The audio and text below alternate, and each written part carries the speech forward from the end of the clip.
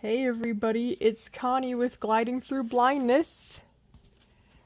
I will turn my glasses around so you can see what I look like, if you're able to. Now I'm going to put them back on because what we're going to do in this video is react to a video by Molly Burke, who most of you probably know who she is. She is a very successful blind influencer with like a lot of subscribers, and a lot of people in the blind community. It's kind of, yeah, just one of those things that could go on a whole nother tangent about how people in your own community sometimes are your worst critics in a way, and I don't agree with her on everything, but she's definitely very successful and has accomplished a lot of things that I haven't accomplished, and it has just brought a lot of attention to blind people in general, and has done a lot of good in educating people about blindness and what living with a disability is like and whatnot. And this video in particular, I pretty much agreed with a lot of her points. So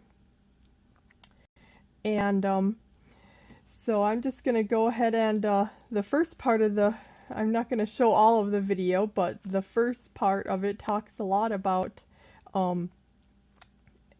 the difficulties of traveling with a guide dog, and it pretty much is just like traveling with a toddler or a small child or whatever. So she was saying, like, a lot of times she doesn't bring her guide dog with her, but I'm not going to play that part for you because I'm not a guide dog owner, and I don't want the guide dog owners in the group to be mad at me or whatever, because I know there are a lot of dog lovers in the blind community, and so I think it's just all a matter of choice. Like, some people, I've heard several people that they're worried like that some devices like the Glide eventually, when or if it ever comes out, they're saying that it might like replace the guide dog,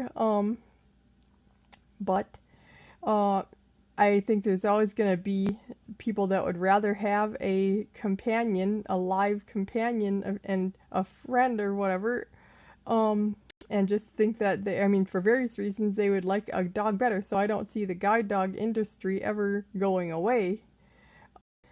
But then she just talks about how exhausting traveling can be, and she just makes a lot of good points, and she has a very hectic travel schedule that I wouldn't want to do for sure.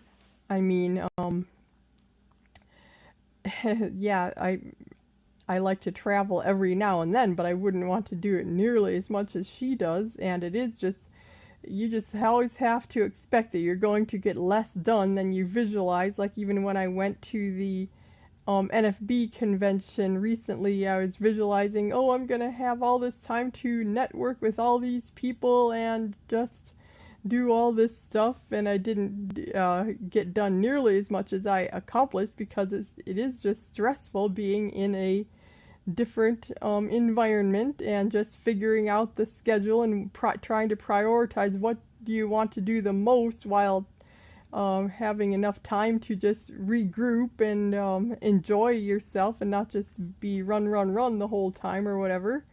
So that's what I've just am learning, is to just realize that it's not going to go exactly as I envisioned probably, but just to be happy with what I am able to accomplish. And the same thing with shopping. Like, I don't really know of anybody, any blind person that goes on a full, like, if you're totally blind, I don't know of anyone that goes, like, gets $200 worth of groceries or whatever by themselves.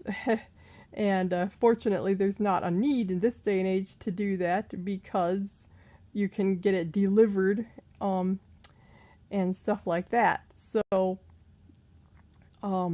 But yeah, just things like that that definitely are harder for sighted people, or for blind people, I mean, and should be acknowledged, and that it is can be more exhausting, even though there's various degrees. Some people are way more independent or than others, but still, the overall point is that it is exhausting, even though it does get easier with more practice, and you learn how to learn different techniques and ways of doing things, but as you go on. But anyway, that's what she's talking about here.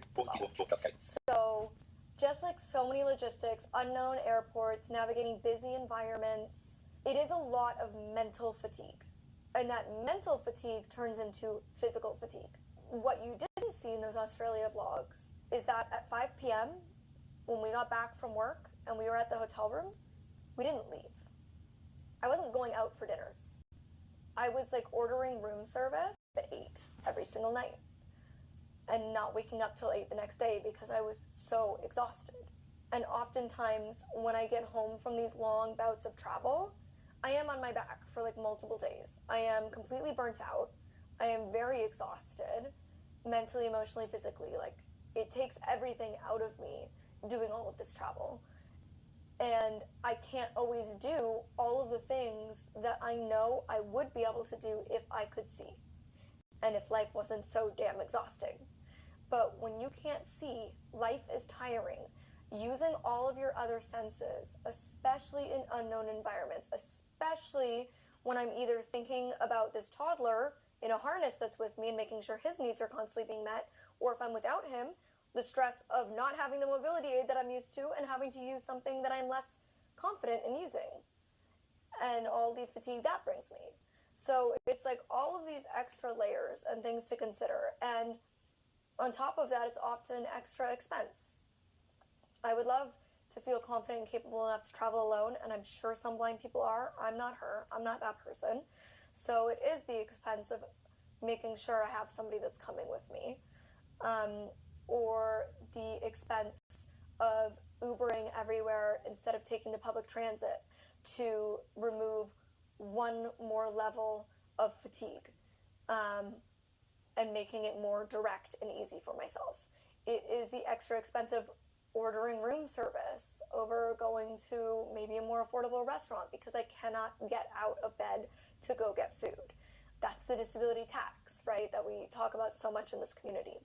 I also deal with sensory overload, which I know is something that a lot of other blind people deal with, and a lot of people with sensory disabilities like blindness deal with, or who are neurodivergent. And those aren't always things that I can prepare for. Like, I don't always know when I'm going to an environment that's going to cause me sensory overload, and that is so overstimulating. It is so exhausting. I've done videos on that in the past before as well. But unfamiliar environments, like, I don't always know what I'm walking into, and if I'm really physically hot, it is really loud around me, there is a lot of crowds and people around me, there is scents like food and cigarettes that are really strong. When I'm already like maybe tired because I'm jet lagged and not getting enough sleep at night, can throw me into like completely being overwhelmed, and my body like feeling like I just want to shut down. And it is so out of my control, and it is so overwhelming, and I can't always like get out of that environment, and that's something that I have to consider as well. And it's hard because I am somebody who I feel like I mentally want to do more than I'm physically always capable of. I am an extrovert, and I do it without always remembering the toll that that might take on me, and all the extra things that I sometimes still forget to consider. And with public transit, another thing is like thinking through, like, is it even accessible? And I know that there's so many logistics that, say, my friends in wheelchairs have to consider when they're traveling that I'm lucky enough to not have to consider. And so many other disabilities where you have tons of medications or medical equipment, or times of day when you need to take structured breaks, and all of these different things. So again, I'm just sharing like one perspective, and I'm certain there's things that I deal with when I'm traveling that I'm even forgetting now. My boyfriend just reminded me how often, especially recently, it feels like airlines just make up rules. Like, I went to check into a flight with my mom and my partner a few months ago. Yeah, she's kind of switching topics here, but I also wanted to point out how she says that she's an extrovert, so it's even harder in some ways for people who are introverted. They can have kind of that sensory overload um, in a crowd, not just from the having a hard time hearing sometimes, but also just having to come up with small talk, and that's something that's gotten easier for me over time, but it was definitely harder. Um, just one of those things that you do gain more confidence with practice or whatever. Um, and yeah, now she's going to talk about the random rules in a plane, and or like on a Greyhound bus too, which I've taken a lot, and my sister has. And a lot of times it just depends on the certain driver or the certain flight attendant or whatever that can just make your life miserable. And I try to give them the benefit of the doubt. Like, I guess they just think they're doing their job, but sometimes I think it is just more like a power trip or something. I don't know. But, well, I'll let her tell her story, and then I'll come back and share what happened recently to me. And they were like, oh, so you're checked into the first row and you're not allowed to sit in the first row with your guide dog. And I was like, I sit in the first row with my guide dog all the time. What are you talking about? They're like, no, it's always been that way. And I was like, I fly with your airline all the time in the first row so many times. And they were like, no, it's not allowed, so we're gonna have to move you. So then they moved me, but they couldn't move my partner. So then I was getting stressed because I was like, okay, so now I was going to be sitting with my partner who was going to be able to help me with like food and getting to the bathroom, and I wasn't going to have to be stressed about Elton impeding on his space and all, because I'm going to be with a stranger. And then yeah, so they were like, okay, we'll see, we'll have to see if they'll volunteer to move. They wouldn't. So I was like, okay. And then they're like, we'll just move you back to the first row. This was like now the gate agent versus the check-in agents, and I was like, okay, I'm not going to argue with you because I'm happy to be back into the first row with my partner. But like, are you kidding me? Because I was just told that this was apparently the rule forever, and that they moved me. And like, it's like so ridiculous how often this kind of stuff happens. Yeah, and on my recent trip, I had my hope I haven't told the story already. I don't think I have, but I had my duffel bag, and the person just randomly said that I wasn't allowed to have it with me because it was too big, and I had had it with me successfully on every other um, leg of the trip and on many trips before this, but suddenly, and she just was totally like adamant. She said, no, it's too big, and even though I showed her that it was fitting under the seat, like not completely, but there's still like plenty of room for my feet and whatnot, and she's just making all kinds of excuses, like the people beside me, and I said, well, that's why I'm sitting in a window seat, because I don't usually, I'm not hampering anybody else from getting out or whatever, and I can show you. Then she was saying, well, if there's an emergency and we have to help you get out, we don't want to be encumbered by your duffel bag. And I showed her how quickly I could stand up and move out of the aisle, and which was very, very quickly. And so I said, it's not going to impede me in the least. And she said, I know, but this is our rules. And just whatever I would say, like, that I've done this many times and nobody has stopped me before. I know, but it's just very condescending. And I said, well, if you know, then you know that that what you're saying doesn't make any sense. And she's like, I know, but this is just our rules, or and whatnot. And so she took I was able to get my computer out ahead of time, and then she put it overhead, but I didn't really prefer it to be up there, because then if things slide around, sometimes it's harder for me to find it when it's time to deboard or whatever. It should just be a personal preference. I mean, if it really isn't causing any issues, um, and like I said, nobody else had any problem with it. But yeah, so that's just the kind of thing that, and my brother he travels a lot as a musician, and he's encountered some crazy things and whatnot too. So it's just something you have to contend with, but it is kind of frustrating when you kind of get the idea that they probably wouldn't make as big a deal out of it with somebody who could see or whatever. And when I am traveling, even on days when I'm like just here in LA locally with my partner, like going to the bathroom in public is so exhausting. I feel like it could be a video of its very own. It is like one of the banes of my existence is places that do not have a separate family slash disability bathroom. If there is, that is always what we go to, and that way he can like go in and like describe where everything is for me, and it's just like a single standalone bathroom, and I can like easily navigate it. But when I can't, and I'm out with him and just him, he can't come into the women's room. I'm not about to go into the men's room, so I have to enter a women's room that I do not know on my own. And if I'm out for like a 10-hour day in Vienna, for example, the amount of times that I'm going to have to pee because it's hot and I'm drinking water and I'm hydrating so that I don't get dehydrated and I don't get sick, I'm now having to pee all the time, which means I have to do this whole rigmarole multiple times over. Go into an unknown space. Is there going to be a line? If so, where in the line do I stand? Because if I'm with my guide dog, frankly, my guide dog bypasses lines. He does not understand the concept of a line. He is like, Mom asked me to bring her to the stall. I bring her to the stall. So that's a whole awkward situation because when I'm with him, people often don't know that I'm blind, so I just look rude. I've had people get mad at me, and I'm like, I'm so sorry, I didn't know. If I'm with my cane, I often have to like whack people to find the line, which is also awkward. If I'm in a country where they don't speak English, and I don't speak their language, which I don't because I don't speak anything but English, and French dog commands, then I have to like try to awkwardly hope somebody speaks English and ask, is this a line? Am I in the line? Can you tell me when it's my turn? And then once it is my turn, I have to hope that if I do have Elton, it's the accessible stall that's open. If not, I then have to go stand outside of that while the other people use all the other stalls and wait for that to be open and go in there.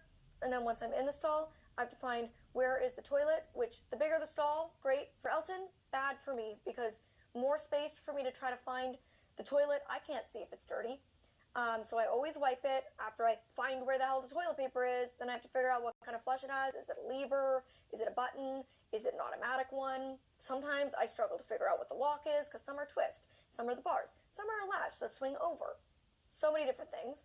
Then when I get out, I have to listen for where the sinks are, find the sinks, find the soap. Is the tap like a pull-up? Is it too static? Does it even work? Where's the soap? Is it on the front? Is it on the side? Is it on the sink? Is it a pump? Is it automatic? Do that, find the hand towels. At this point, I often just wipe my hands on my pants because I am so stressed and exhausted. Just waiting for an empty sink when it is a full bathroom is stressful too because there's a bunch of women all standing at the sinks and I don't want to be rude, but I also want to make sure that I find a sink. It is so incredibly awkward for my social anxiety. It is so incredibly stressful and exhausting that I don't even want to pee. And then when I'm traveling, it's like everywhere I go is like that. Everywhere I go, all day. I actually made a video recently over on my short. These are things that you struggle with your disability, that this makes you feel a little less alone and also maybe a little less stressed or bad about yourself. And I hope that if you travel with a disabled loved one, this gives you a little bit of insight into what they might be experiencing and why their experiences may differ from you, and allow you to maybe give some grace to them when they are dealing with a crash out, a burnout, sensory overload, or just like not having it. I promise, like, we often want to do all the things too, but sometimes we just have limitations and it sucks for us just as much as it might suck for you that we can't go out with you and do all the things. So comment down below if So you yeah, have anything to add to this, anything to relate to this. so the bathroom situation is something I've heard a lot too, and for me, I don't know, it doesn't bother me as much. I guess I haven't been in that many like really crowded bathrooms, but it is kind of challenging when it's a bigger bathroom just to find where everything is, like she was saying, and then like kind of try to have a mental map in your mind. Where was the door now, so I can kind of find my way out without too much difficulty at the end. And then like what she was saying, what kind of sink is it, how to work it, and where's the soap and the paper towels and all that good stuff. And even like where's the toilet paper and all that. But I think probably for a female it isn't quite as challenging, um, because people are more, women typically are a little more like prone to be helpful or whatever, whereas guys might feel a little more awkward or something. And of course, you have the urinals and whatnot to deal with in a guy's bathroom. So yeah, but um, I've just that's another thing that has just become easier with me. For I just always take my cane though, so that there's never any question. That people know that I'm blind and everything, and they know right away like why I might accidentally bump into them or whatever. So but yeah, um, if any of you have other input or comments, I'd love to hear your feedback. Um, and thanks a lot for watching and spreading the word about this channel, Gliding Through Blindness. And I will see you all in the next one. Bye for now.